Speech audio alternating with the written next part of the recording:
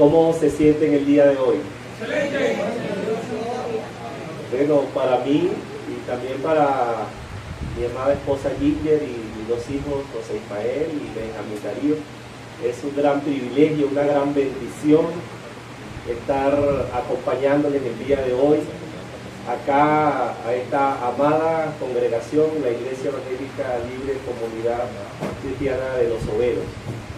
Damos gracias a Dios también por esta invitación que nos ha hecho el pastor Eli, por su esposa, y dar gracias a Dios por el liderazgo de esta iglesia, por cada familia de esta congregación, y porque donde quiera que vamos, a cualquier parte del país, estamos viendo la misma cosa, que la iglesia de Jesucristo sigue creciendo de manera indetenible. Y aquí en Los Overos se proclama el nombre de Jesucristo. Amén. Por eso alabamos al Señor y queremos dar gracias a Dios también y dar un saludo de parte de la Junta Directiva Nacional de la ADIEL, de cada una de las unidades de servicio y dependencia de nuestra asociación y de cada uno de los hermanos que sirven al Señor para que su obra avance. Como decía bien nuestro hermano, la Iglesia Evangélica Libre, desde 1898 que llegó nuestro hermano David Cristo acá a Venezuela, a la ciudad de La Victoria, y después de fundar 4 iglesias acá en el centro del país, específicamente en Cagua, en Maracay y La Victoria, en 1920 llegaron unos hermanos misioneros norteamericanos para apoyarle y empezaron las obras en el llano, específicamente en Tucupino, Sarasa, Valle de la Pascua. Por eso esa iglesia del llano dice que son fundadoras de la ADIEL. Hace año y tanto celebramos los 70 años de, la parte legal de ADIEL. Hicimos el acta constitutiva que fue en Altagracia de Orituco. Y esas iglesias, junto a las iglesias de Maracay, entonces firmaron esa acta. Pero todos nosotros estamos en los planes del Señor. Soy pastor de la Iglesia Evangélica Libre Cristo La Roca, como bien dice nuestro hermano, que me antecedió desde el año 2006. Hablando del seminario, estamos promocionando el seminario, hermano, y queremos dar gracias al Señor porque este año vamos a tener, Dios mediante, después de bastante tiempo, nuestra primera graduación. Vamos a graduar en el día 29 de noviembre a unos hermanos de varias partes del país que se han formado durante 4 años como licenciados en teología. Alabamos a Dios por eso. Pedimos oración y también por todos los proyectos que desarrollamos en el área misionera. Queremos dar gracias al Señor porque estuvimos recientemente en la ciudad de Barinas. Yo le decía a los hermanos, necesitamos fundar iglesias en las ciudades estratégicas, ciudades, estados donde no hay iglesia evangélica libre. Fuimos a Barinas a ver qué estaba haciendo el Señor allá. Y el Señor allí tenía un hombre que tenía algunos años con un grupo pequeño. Él dice que empezó orando al Señor y creyó la vecina del frente, después creyó la del lado, después creyó el vecino de este lado, después creyó la vecina del otro lugar atrás, y ya tiene una congregación aproximadamente de 12 adultos y 20 niños. Y él estaba orando para que alguien lo fuera a ayudar. Y Dios nos juntó allá en Barinas. Y ya comenzó la nueva obra, la Iglesia Libre en la ciudad de Barinas. Pedimos oración por eso. Y también la semana pasada estuvimos orando en la Iglesia Evangélica Cristo La Roca, porque enviamos a uno de nuestros copastores, al pastor Obed Delgado, junto a su esposa Ingrid Pacheco, a Puerto Ayacucho, a fundar la obra en Puerto Ayacucho, Estado Amazonas. Ellos se fueron esta semana, estuvieron viajando y ya se encuentran allá. Pedimos oración por ellos. Y así oramos al Señor para que en la ciudad de Los Teques, en San Fernando de Apure, en Coro, tenemos una iglesia en Punto Fijo, a 45 minutos de Coro, y estuvimos allá recientemente animando a los hermanos de Punto Fijo para que oren al Señor y establezcan una iglesia allí en Punto Fijo. Pero Dios va en Coro, porque el Señor prepara todas las cosas. Así como animo el día de hoy a esta iglesia para que oren al Señor, a ver dónde Dios la está enviando por acá cerca, a fundar otra iglesia, una iglesia más para gloria de su nombre. Bien, hermanos, quisiera en este día invitarles a buscar en sus Biblias en el segundo libro de Samuel, en el capítulo 7. Dice así la palabra del Señor. Segundo libro de Samuel, capítulo 7, desde el versículo 1 en adelante. Aconteció que cuando ya el rey habitaba en su casa, después que Jehová le había dado reposo de todos sus enemigos en derredor, dijo el rey al profeta Natán: mira ahora, yo habito en casa de cedro, y el arca de Dios está entre cortinas. Y Natán dijo al rey: anda y haz todo lo que está en tu corazón, porque Jehová está contigo. Aconteció aquella noche que vino palabra de Jehová a Natán diciendo: ve y di a mi siervo David, así ha dicho Jehová, tú me has de edificar casa en que yo more. Ciertamente yo he habitado en casa desde el día en que saqué a los hijos de Israel de Egipto hasta hoy, sino que he andado en tienda y en tabernáculo, y en todo cuanto he andado con todos los hijos de Israel, he hablado yo palabra a alguno de las tribus de Israel, a quien haya mandado a apacentar a mi pueblo de Israel, diciendo: ¿por qué no me habéis edificado casa de cedro? Ahora pues dirás así a mi siervo David: así ha dicho Jehová de los ejércitos, yo te tomé del redil, de detrás de las ovejas, para que fueses príncipe sobre mi pueblo, sobre Israel. Y he estado contigo en todo cuanto has andado, y delante de ti he destruido a todos tus enemigos, y te he dado nombre grande, como el nombre de los grandes que hay en la tierra. Además, yo fijaré lugar a mi pueblo Israel, y lo plantaré, para que habite en su lugar, y nunca más sea removido, ni los inicuos le aflijan más, como al principio, desde aquel día en que puse jueces sobre mi pueblo Israel, y a ti te daré descanso de todos tus enemigos. Asimismo Jehová te hace saber que Él te hará casa. Y cuando tus días sean cumplidos y duermas con tus padres, yo levantaré después de ti a uno de tu linaje, el cual procederá de tus entrañas, y afirmaré su reino. Él edificará casa a mi nombre, y yo afirmaré para siempre el trono de su reino. Yo le seré a él padre, y él me será a mi hijo. Y si él hiciere mal, yo le castigaré con vara de hombres y con azotes de hijos de hombres. Pero mi misericordia no se apartará de él, como la aparté de Saúl, al cual quité de delante de ti. Y será afirmada tu casa y tu reino para siempre delante de tu rostro, y tu trono será estable eternamente. Conforme a todas estas palabras y conforme a toda esta visión, así habló Natán a David. Señor, aquí está tu palabra delante de ti. Tu palabra es viva y eficaz, y más cortante que toda espada de dos filos, que discierne los pensamientos y las intenciones del corazón, que quebranta hasta partir el alma, el espíritu, las coyunturas y los tuétanos. Señor, tú allí llegas en el fondo de nuestro corazón, de nuestro ser, para hablarnos. Señor, tu palabra no vuelve vacía, sino que hace aquello para lo cual tú la has enviado. Tu palabra hizo los cielos y la tierra, Señor. Por eso te pedimos en el nombre de Jesús que tú hables a tu pueblo conforme a tu voluntad, que tú me uses a través del Espíritu Santo para gloria de tu nombre y para extensión de tu obra. En el nombre de Jesús oramos y te damos gracias. Amén. Vemos en este libro de Samuel un recuento de su vida, del llamado que Dios le hace, y de cómo David después de haber transitado tantos episodios difíciles, se estableció y se acomodó. David había dado reposo, había tenido reposo de todos sus enemigos alrededor.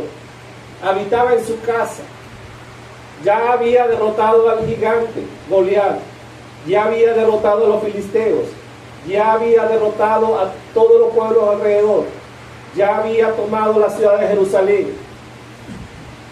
Ya Dios lo había firmado en el trono. Ya no lo perseguía Saúl. Ya estaba tranquilo.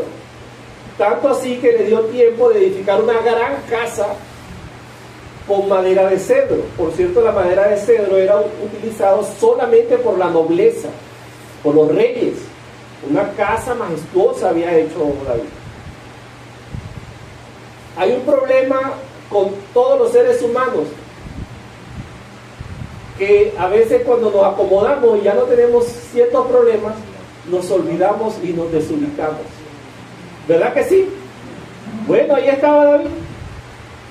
Yo me pregunto, ¿qué pensaría David? Bueno, ¿ahora qué hago?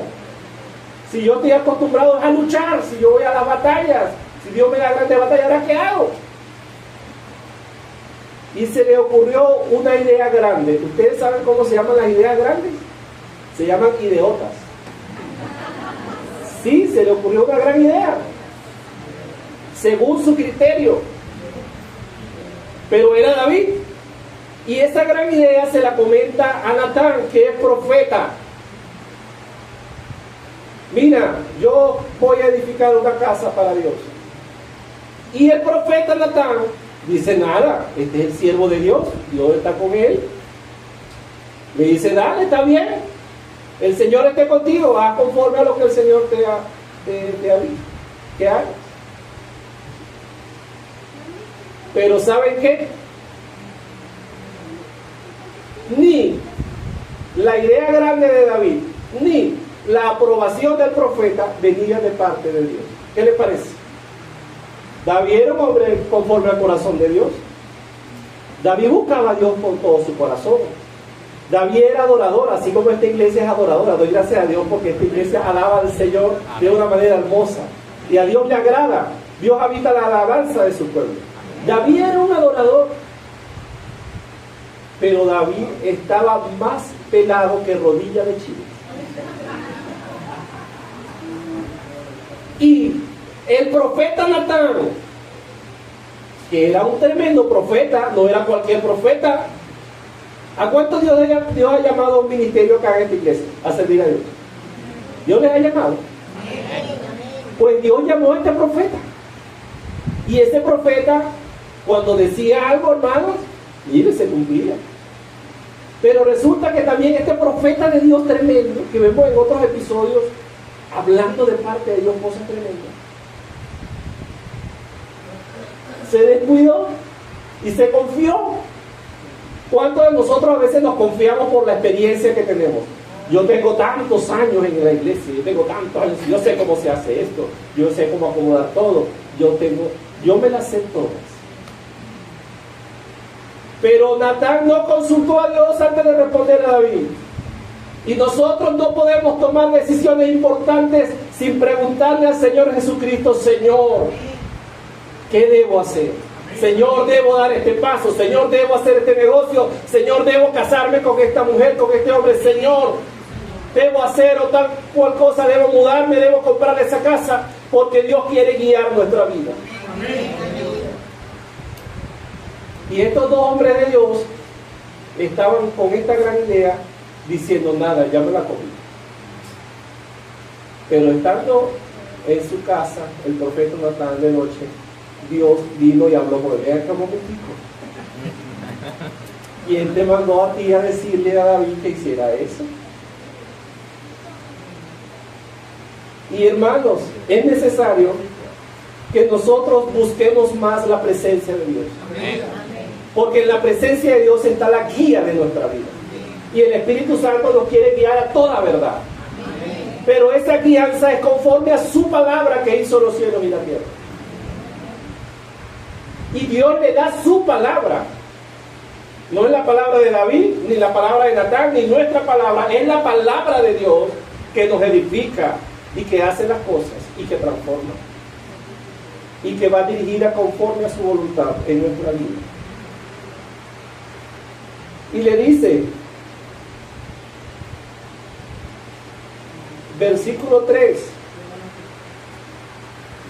Y Natán dijo al rey, anda ya todo lo que está en tu corazón, porque Jehová está contigo. Así, mi hermano. Aconteció aquella noche que vino palabra de Jehová a Natán diciendo, ve y di a mi siervo David, así ha dicho Jehová el Señor. Lo que importa es lo que Dios dice. Lo que dicen los vecinos, bueno, puede ser que es importante. Lo que dicen nuestros hijos puede ser que es importante. Lo que dicen nuestros esposos y nuestras esposas es importante, amén. Pero lo que Dios dice es más importante. Así ha dicho Jehová. Tenemos que acostumbrarnos a discernir, a buscar a Dios y lo que Él tiene que decir. Y eso que Dios tiene que decir es más importante que cualquier cosa. Es más importante que lo que dicen los gobernantes. Aunque dice la palabra de Dios que tenemos que sujetar y orar por ellos, pero por encima de ellos está el Rey de Reyes y Señor de Señores, que gobierna todas las cosas. Y este era un rey. Este era un rey. Y era un rey, no cualquier rey, era el rey David. Pero el rey David, con toda su gloria, no estaba por encima de la palabra de Dios. Y este era Natán, un gran profeta, pero con gran profeta no estaba por encima de la palabra de Dios. Y nosotros como pastores somos siervos de Dios. ¿Cuántos son siervos de Dios aquí? Amén. Ustedes saben que aquí se repite mucho la palabra rey, rey, rey. Pero Dios le da a través del profeta a David una pastilla que se llama Ubicatex. Dios lo ubicó. Dios a veces nos tiene que ubicar, hermanos, porque tenemos tiempo en el Señor y claro, disfrutamos de la bondad de Dios. Qué bonito canto, la bondad de Dios. Y somos buenos, la niña de sus ojos, dice la canción, bueno, todo eso. Pero llega un momento que no la creemos y estamos bien chévere y empezamos a inventar cosas que Dios no nos ha dicho y empezamos a usar la autoridad que nos da Dios y los recursos que nos da Dios para hacer cosas que Él no nos ha mandado. Tenemos que buscar la dirección del Espíritu Santo. La iglesia es dirigida por el Espíritu Santo. La iglesia es capacitada por el Espíritu Santo. La iglesia es respaldada por el Espíritu Santo. Y Jesucristo es el Señor de su iglesia. No podemos inventar. Y dice que le dice Dios a Natán, mira, yo no he estado, yo no he visto en ningún lugar. Yo he andado en tiendas donde el pueblo ya va, yo voy con ellos. Donde nosotros vamos, donde está el pueblo de Dios, allí está la presencia de Dios. Y allí estaba Dios, en un tabernáculo. Qué tremendo trabajo de esa gente.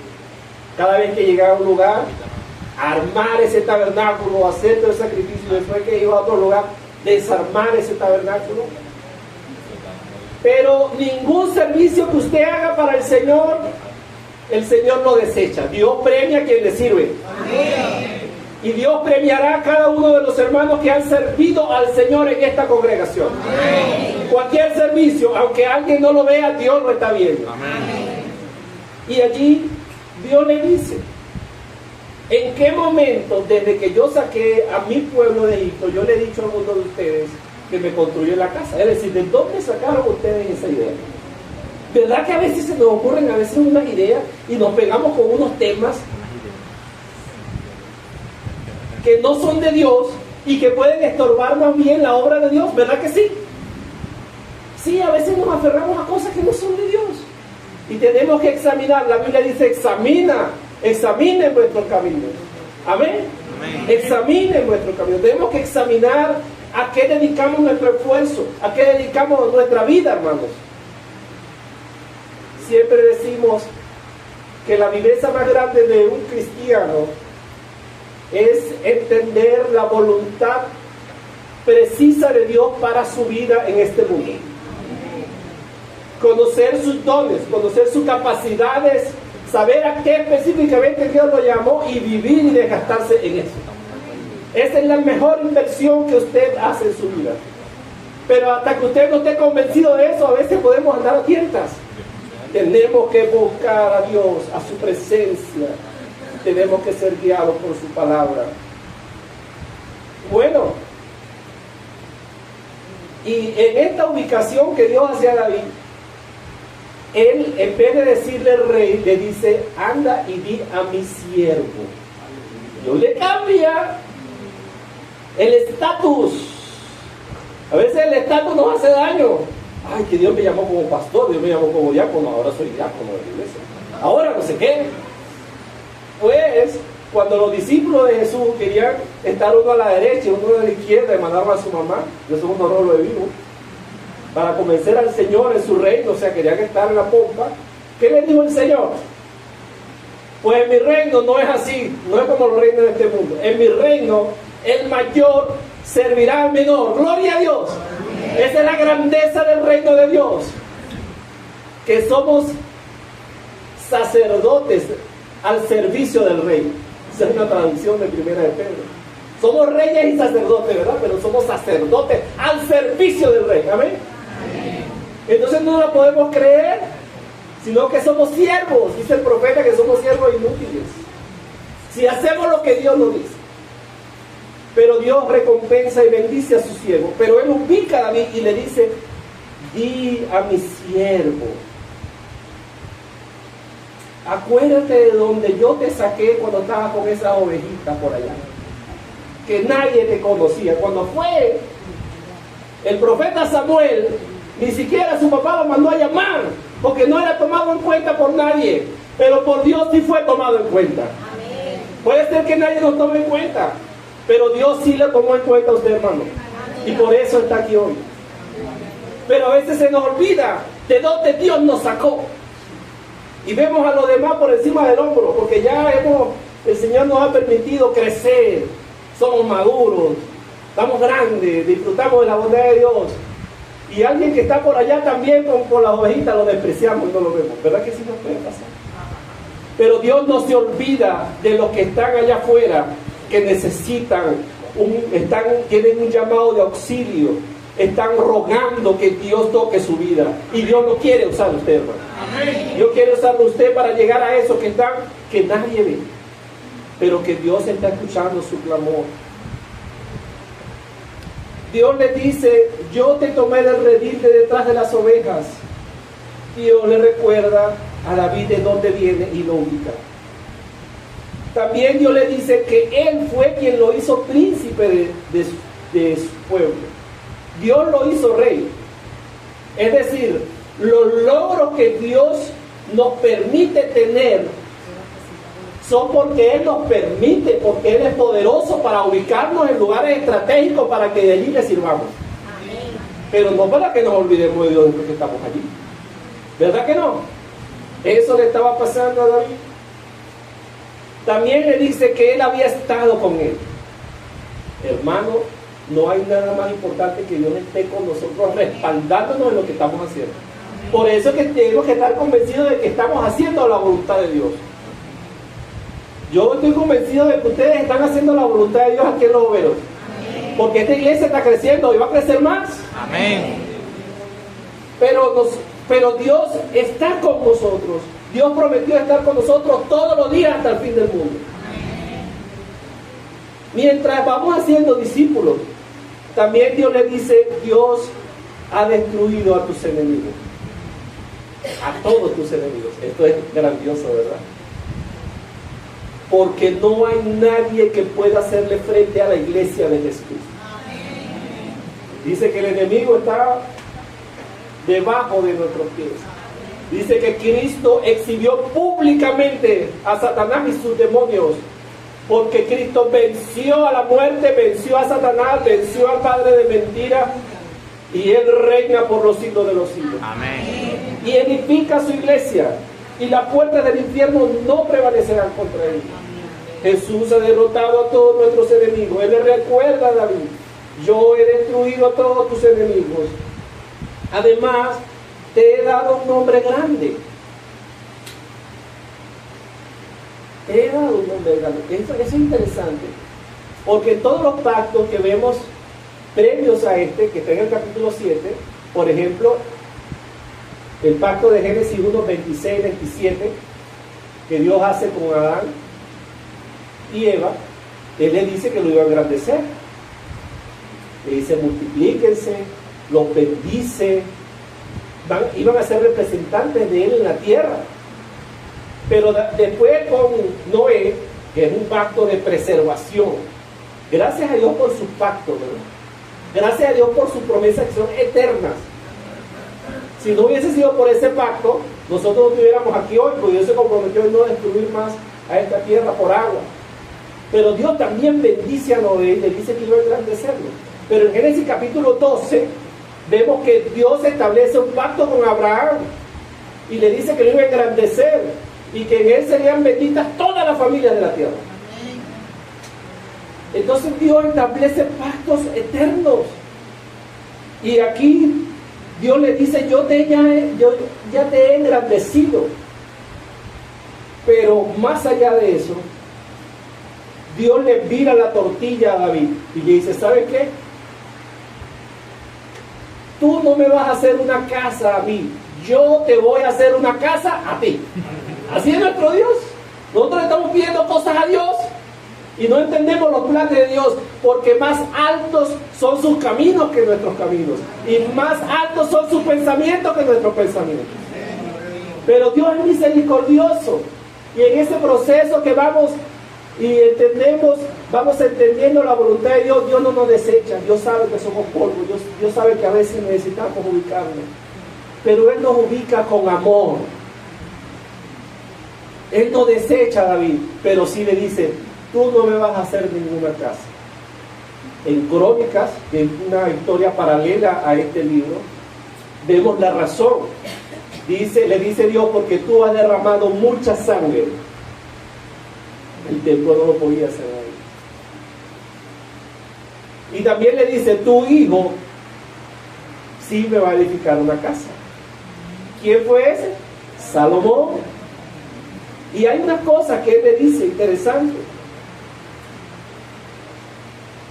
Bueno, el 11 dice, así mismo Jehová te hace saber que Él te hará casa. Él es el que te va a hacer una casa a ti.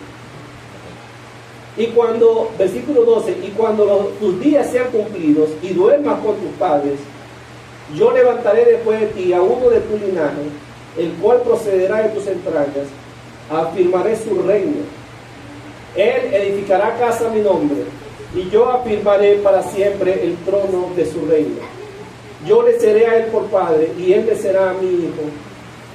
Y si él hiciere mal, yo le castigaré con vara de hombres y con azote de hijo de hombres. Pero mi misericordia, y esto creo que es una de las cosas más importantes, hermano, de este pacto, pero mi misericordia no se apartará de él, como la parte de Saúl, la cual quité de delante de ti. La misericordia de Dios no se iba a apartar de la casa de David, de la casa de Salomón, de los reyes de Israel, y de la descendencia que venía del Mesías, y de la descendencia que venía del Mesías, que estaba ya bendecida en Abraham, en donde estábamos nosotros. La misericordia de Dios no abandona nunca a su pueblo, a sus hijos. Esto es una promesa tremenda. Él dice, no va a ser como Saúl. Dios desechó a Saúl, qué terrible. Pero él dice, ahora este pacto es diferente, porque no depende de lo que hagan ustedes, depende de mi amor y de mi misericordia. Y la misericordia de Dios es para siempre. Por eso la Biblia dice, 7 veces cae el justo, 7 veces Jehová lo levanta. Hermanos míos amados, tenemos que animarnos unos a otros, tenemos que exhortarnos unos a otros, tenemos que ayudarnos unos a otros. Dios nos ama como un padre ama a un hijo. Que Dios bendiga con toda bendición a cada padre y a cada madre de esta iglesia. Y es necesario que con ese amor con que Dios nos ama, nosotros amemos a nuestros hijos también. Amemos a nuestras esposas y a nuestros esposos. Con un amor misericordioso, porque Dios ha tenido misericordia de nosotros. Con un amor paciente, porque Dios ha sido paciente con nosotros. Cuando nos equivocamos, Dios es paciente, gracias al Señor. Amén. Dios es misericordioso, gracias al Señor. Pero a veces nos olvidamos en nuestros acomodos de que Dios hizo por nosotros, de dónde venimos.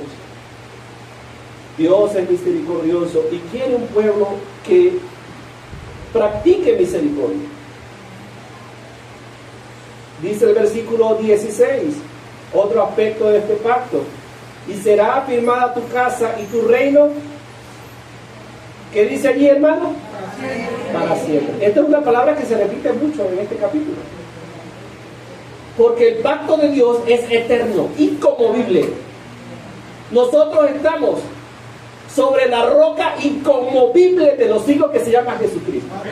Nada nos puede mover. El cielo y la tierra pasará, pero las palabras de Dios no pasarán. Hermano, qué bueno es esto. El reino de Dios es inconmovible. Eso es una tesis del libro de los Hebreos. Hebreos dice que tenemos que servir a Dios con temor reverente, porque Él nos ha llamado a un reino inconmovible. Gloria a Dios. Eterno. Dice, para reafirmar esta idea: y tu trono será estable eternamente. Gloria a Dios. Jesús está sentado en el trono. ¿Quién lo quitará de ahí? Nadie. Jesús venció la muerte. Jesús venció el pecado. Ay, hermano, es que pequé. Ay, hermano, pues dice la Biblia: si hemos pecado, abogado tenemos para con Dios a Jesucristo. Acerquémonos oportunamente al trono de la gracia para hallar oportuno socorro. Él es nuestro Padre y nos espera con sus brazos abiertos. Alabado sea su nombre. Dice también otro aspecto de este pacto: conforme a todas estas palabras y conforme a toda esta visión, así habló Natanael. ¿Qué quiere decir esto? Que ni una jota ni una tilde, todas las promesas de Dios se van a cumplir plenamente. Amén. Dios bendecirá a esta iglesia aún más. Dios bendecirá a nuestra familia. El que comenzó la buena obra en vosotros la perfeccionará hasta el día de Jesucristo. Cree en el Señor Jesucristo y serás salvo tú y tu casa. Nosotros veremos a nuestros familiares creyendo en el Señor, porque es su promesa. Cada una de las palabras de Dios se cumplirá. Qué bueno es nuestro Dios. Más adelante, David, que era un rolo de vivo. Sí, la Biblia dice que tenemos que ser astutos. David hace una oración larga que por razón de tiempo no vamos a hacer hoy, pero él se olvida de hacer ningún templo ni nada, y le dice: bueno, Señor, tú me has bendecido tanto, de verdad. Ya se ubica. Dios nos ubica y oye, verdad, tengo que estar agradecido. Yo me voy a quedar quieto mejor. Y dice: Señor, ahora que tú me dices que vas a hacer un pacto con mis generaciones futuras y que vas a establecer un reino eterno y que vas a decir, bueno, Señor, hazlo. Ora conforme a las palabras de Dios. Una viveza de cristiano es orar conforme a la palabra, no conforme a mi deseo, no conforme a mis sentimientos. Ay, que hoy me siento así. No. No es como me sienta, es la obediencia a la palabra la que nos da la victoria.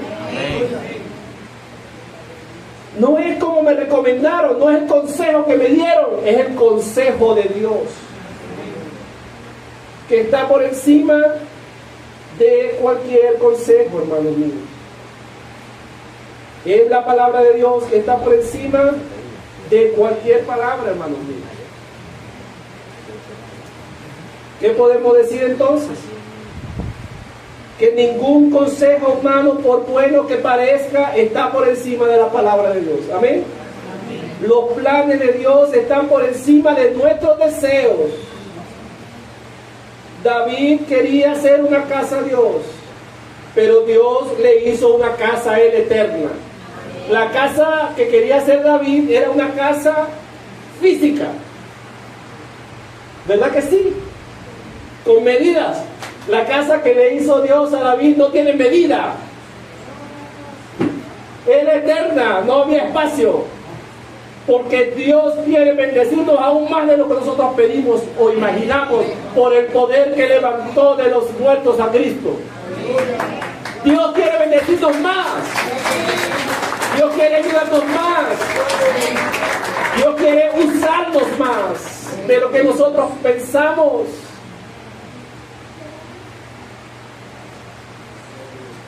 Dios nos ubica en el rol que tenemos en su plan de salvación. Amén. Dios nos ubica. Si Dios nos manda a hacer algo, eso hagamos. No hagamos más ni menos. Dios nos va diciendo, lo vamos haciendo y vamos disfrutando, porque no hay nada más que da más gozo que servir a Dios. No existe una cosa más grande en este mundo que servir a Dios. Eso es lo mejor. No hay otra cosa. Dios estableció un pacto especial y eterno con nosotros. Ese pacto está en Jesucristo. En 1 Corintios 11, la palabra de Dios establece que cada vez que se reúnan, iban a comer un pan y iban a beber una copa, hasta que el Señor venga, se va a proclamar este evangelio de Jesucristo. Y entonces vendrá el fin. Ese pacto es en su sangre, la sangre de Jesucristo que nos limpia de todo pecado y nos hace aceptos en el amado. Gloria a Dios. Dios afirma a sus escogidos. ¿Cuántos son escogidos de Dios? Pues Dios nos afirma. Dios afirma a su pueblo. ¿Cuántos son pueblo de Dios? Pues Dios nos afirma. Dios no quiere que andamos a tientas, que andamos haciendo esfuerzo innecesario en cosas que Dios no nos mandó. Dios quiere que estemos afirmados en Él, en su palabra. Dios cumple sus promesas. Por eso tenemos que poner nuestra esperanza en Dios y en su reino eterno, no viendo las cosas que se ven, porque las cosas que se ven son perecederas, pero las que no se ven son eternas. Aprovechemos el tiempo, hermanos, este tiempo finito que tenemos. David pasó, aunque David no murió, sino que durmió, porque en el Señor no morimos, sino dormimos, esperando la final trompeta. Pero pasó David, pasó Salomón, pasó Roboam, pasaron todos los reyes. Pero dice Mateo que un día vino Cristo, hijo de David, hijo de Abraham, dice Mateo capítulo 1, versículo 2. Gloria a Dios. Y su reino es inconmovible y eterno. Y por eso tenemos que poner nuestra esperanza en Dios y en su reino eterno. Lo que se hace para Dios y en la voluntad de Dios perdura. Lo que no se hace para Dios, eso no perdura. ¿Hay sabiduría en buscar la voluntad de Dios y esforzarnos en ella? Amén. También podemos malinterpretar la humildad de Dios. Podemos malinterpretar la humildad de Dios.